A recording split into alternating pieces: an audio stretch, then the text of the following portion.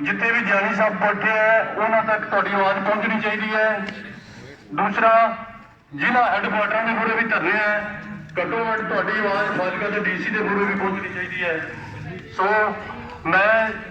जिवें जिवें नारे लावांगा तुसीं दोनों हत्थ खड़े करके उसका जवाब देना है। किसान मजदूर एकता जिंदाबाद, किसान मजदूर एकता जिंदाबाद, मोदी सरकार मुर्दाबाद, मोदी सरकार मुर्दाबाद, काले कानून वापस लो, काले कानून वापस लो। हुण श्री बलराम जी कुलरिया प्रधान खुईखेड़ा जिथे भी हाजिर है 2 मिनट वास्ते तुहाडे सामने आए।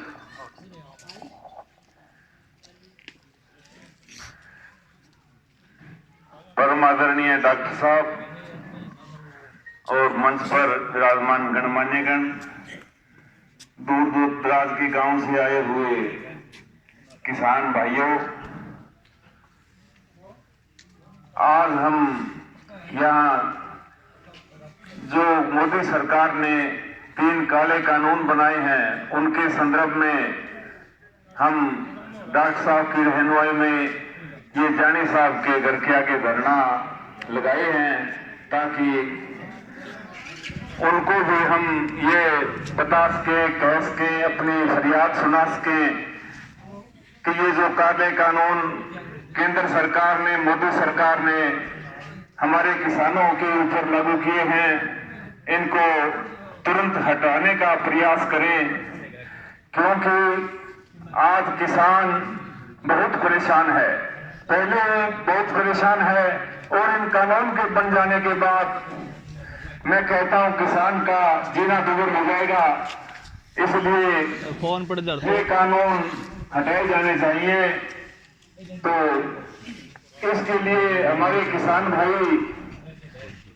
दिल्ली के हरियाणा के बॉर्डर पर 25 तारीख से लगातार धरना लगाए हुए हैं, वहां बैठे हुए हैं और वहां पर हरियाणा सरकार, दिल्ली सरकार की जो पुलिस है वो आगे दिल्ली में प्रवेश नहीं करने दे रही है। तो इसके लिए वो वहां पर डटे हुए हैं। इस सर्दी के मौसम में, बरसात के मौसम में, इस मुश्किल की घड़ी में वो डटे हुए हैं। मोदी सरकार बेटस से मस नहीं हो रही, उनके भी कान के तले जो नहीं सरक रही है, वो किसी की परवाह किए बिना इस काले कानून को लागू रखना चाहती है। इसलिए किसानों, आज हम सब एकत्रित होकर के, इकट्ठे होकर के इस सरकार का, इस काले कानून का विरोध करें ताकि आने वाला भविष्य हमारा सुरक्षित हो। और हमें तो क्या मुश्किल है, हम अपने घरों में बैठे हैं, लेकिन जो किसान भाई वहां संघर्ष कर रहे हैं दिल्ली के बॉर्डर पर, तो उनकी हालत देख करके हमें हौसला होना चाहिए, उनका भी हौसला बढ़ाएं और उनका पूरा सहयोग करें ताकि मोदी सरकार जो है ये काले कानून वापस ले और किसानों का भविष्य सुरक्षित करे। धन्यवाद। धन्यवाद जी बलराम जी। ये अपने कामरेड काला सिंह जी पिंड कटेड़ा तो मजदूर होने के नाते अपनी हाजिरी लाउणगे। हेलो साथियों, नौजवानों के किसानों, 1978 मोर्चा लगा 1933 का, और फिर मैं 8 दिन जिंदा रहा। मैं खेत मजदूर हाँ और मैं मंत्री के कोल बैठा, पर मंत्री का कोई इतने साढ़े पिंड का कोई किसान नहीं। मैं एक नारा लवावांगा, दुनिया भर में करने हो देखो ना, बोले क्यों नहीं? और नौजवानों, किसान मजदूर एकता जिंदाबाद, किसान मजदूर एकता जिंदाबाद। और एक कहे नौजवान बोल रहे, मेरी 83 साल उम्र, 93 साल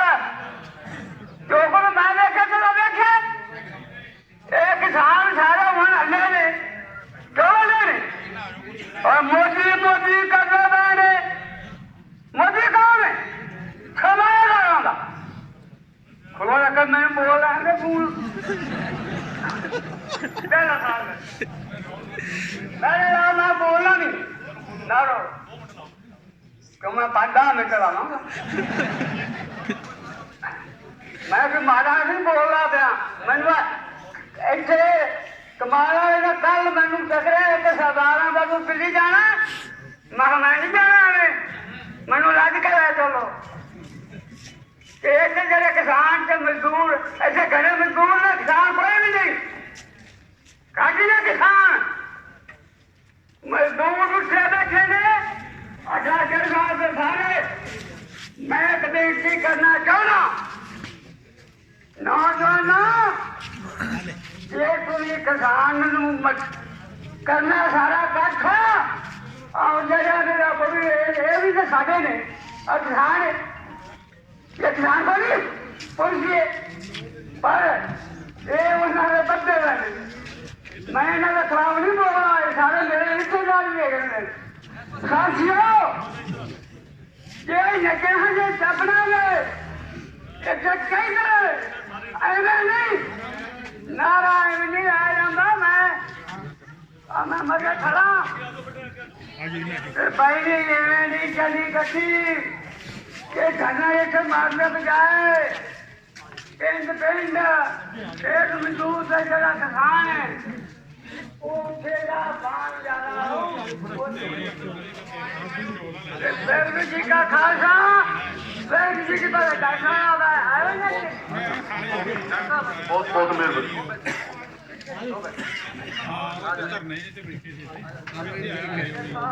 सुना डायलॉग वो क्या 2 मिनट बोलोगे 2 मिनट ਸਰਦਾਰ ਕਾਲਾ ਸਿੰਘ ਨੇ ਬਹੁਤ ਵਧੀਆ ਤਰੀਕੇ ਨਾਲ ਤੁਹਾਡੇ ਕੋਲ ਹਾਜ਼ਰੀ ਲਵਾਈ ਸਾਥੀਓ ਅੱਜ ਦਿੱਲੀ ਦੇ ਵਿੱਚ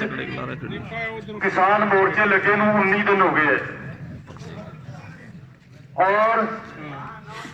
ਸਾਡੇ ਮਜ਼ਦੂਰਾਂ ਕਿਸਾਨਾਂ ਨੇ ਇਕੱਠੇ ਹੋ ਕੇ ਦਿੱਲੀ ਨੂੰ 3 ਪਾਸੇ ਤੋਂ ਘੇਰਿਆ ਹੋਇਆ ਹੈ ਇਸ ਸਮੇਂ ਦੇ ਦੌਰਾਨ ਕੇਂਦਰ ਸਰਕਾਰ ਦੇ ਨਾਲ ਖੇਤੀ ਕਾਨੂੰਨਾਂ ਦੇ ਸਬੰਧ ਵਿੱਚ ਲਗਭਗ 6 ਮੀਟਿੰਗਾਂ ਹੋ ਚੁੱਕੀਆਂ ਪਰੰਤੂ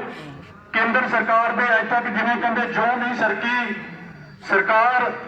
ਅਜੇ ਤੱਕ ਵੀ ਇਹਨਾਂ ਨੂੰ ਵਾਪਸ ਲੈਣ ਵਾਸਤੇ ਤਿਆਰ ਨਹੀਂ बीजेपी की सरकार अपनी जिद ते अड़ी हुई है केंद्र सरकार ने मंत्री मान चुके हैं कि यह कानून असी गलत तरीके दे नाल बनाए है गलती मनने के बावजूद साडी किसान जथेबंदियों के लीडर ने उन्होंने इतों तक भी मनाता कि इन्होंने कानूनों के 90% गल्लां किसानां मजदूरों के खिलाफ है जदों जिहड़े कानून 90% गलत है तो मैं समझदा उन्होंने लैण विच वापस लैण विच कोई दिक्कत नहीं आनी चाहिए परंतु केंद्र सरकार अपनी हिंद के जिद ते अड़ी हुई है अड़ेंगी है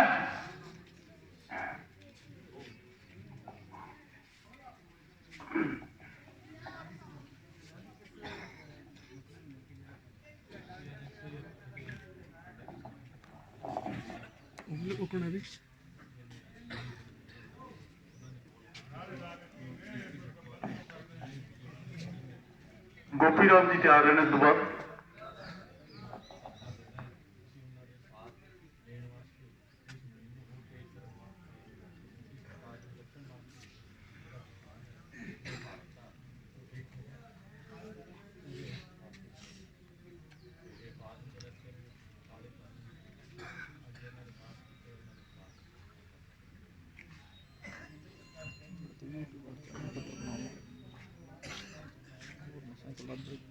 लाल लगेगी थोड़ा